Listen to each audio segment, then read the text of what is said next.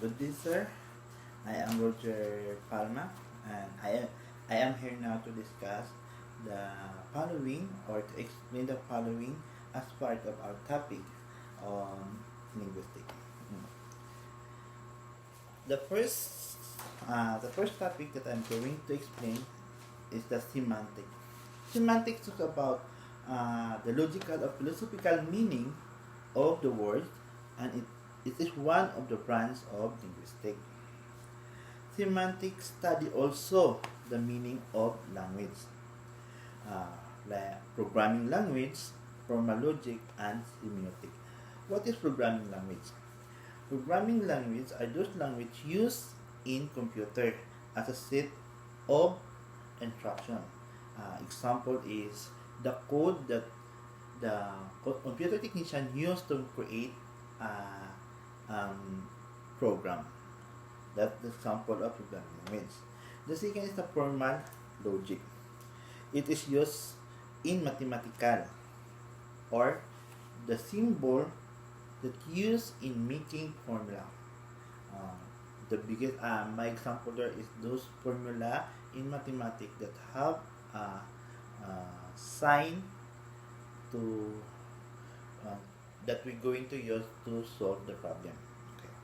Semiotic. Semiotic is a kind of language that use sign or symbol just to send a message.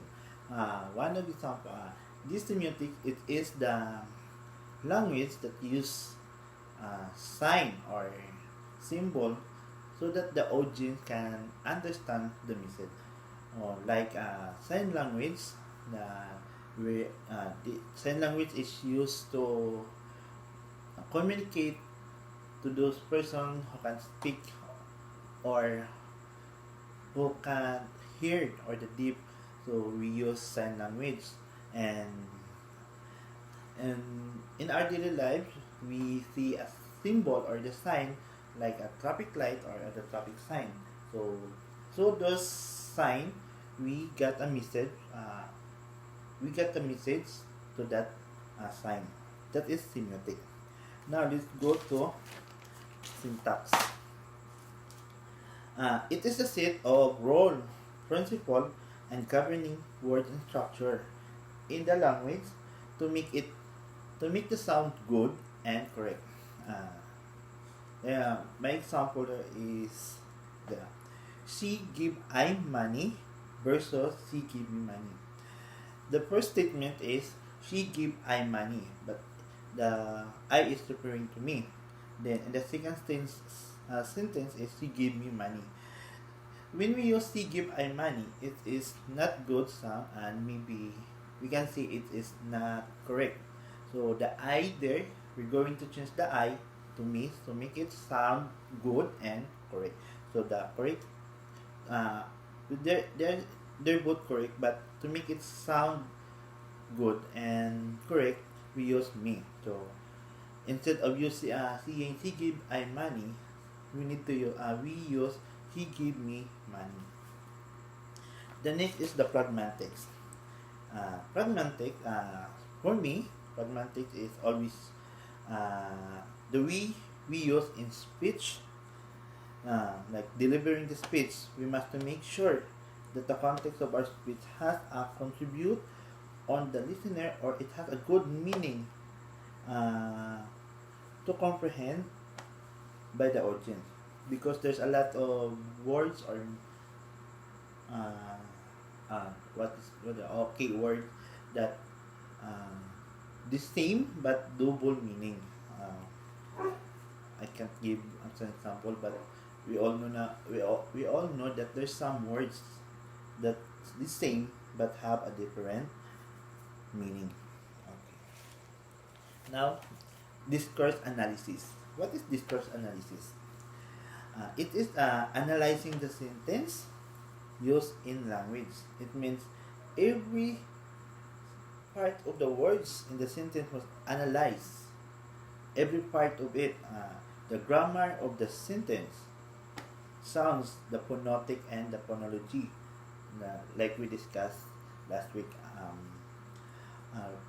Next is the part of the words or the morphemes, We already discussed this, sir, and you explain it clearly to us and other part of the sentence. Next is the language ability. All my understanding about language ability is the ability of one language in delivering meaning to the audience so that they will understand or comprehend it correctly. So, in that's what I how I understand the language ability. Now, the micro scale. We see when we say micro scale, it is the primary source of one individual to understand the language in communication. There are four micro scales that we need to learn because it's important to become an effective speaker or a language user. First is the reading. Reading is helpful, very helpful. Reading is one because it helps us to uh, practice ourselves in comprehending the word. Second is listening.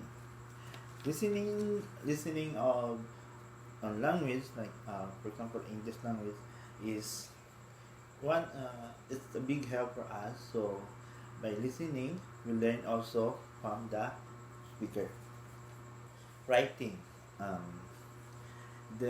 In writing uh, it is good uh, for us to after we read listen we try to write a language so we can check it if our uh, skills is good. After that we going to the speaking. Speaking is the last part of micro skills, I think, because after we read, we comprehend, listen, and make a statement by writing, we can speak it, then we can deliver it properly. The last is the Greek maxim. For me, based on my understanding,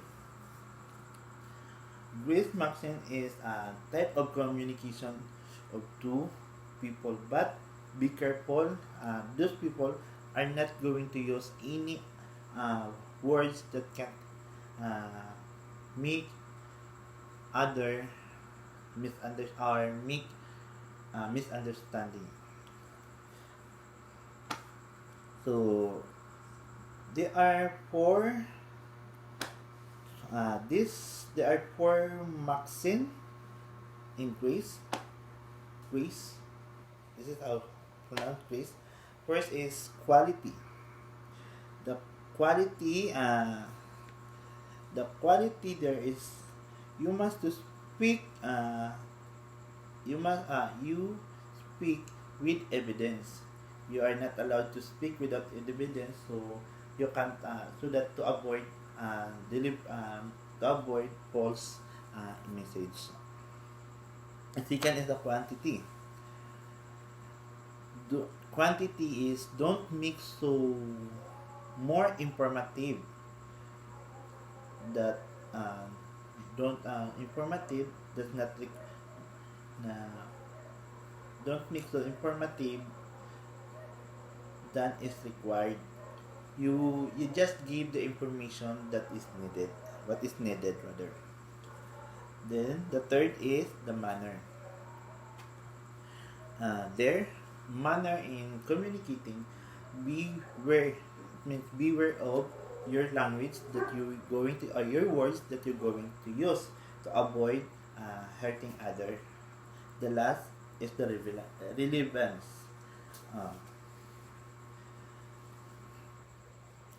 be relevant to those message that you're going to spread or to those language and words that you're going to use in describing any situation or any like what is it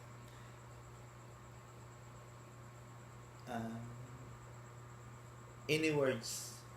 So like You must be full of evidence, making sure na your your idea or information is relevant, is helpful to the others.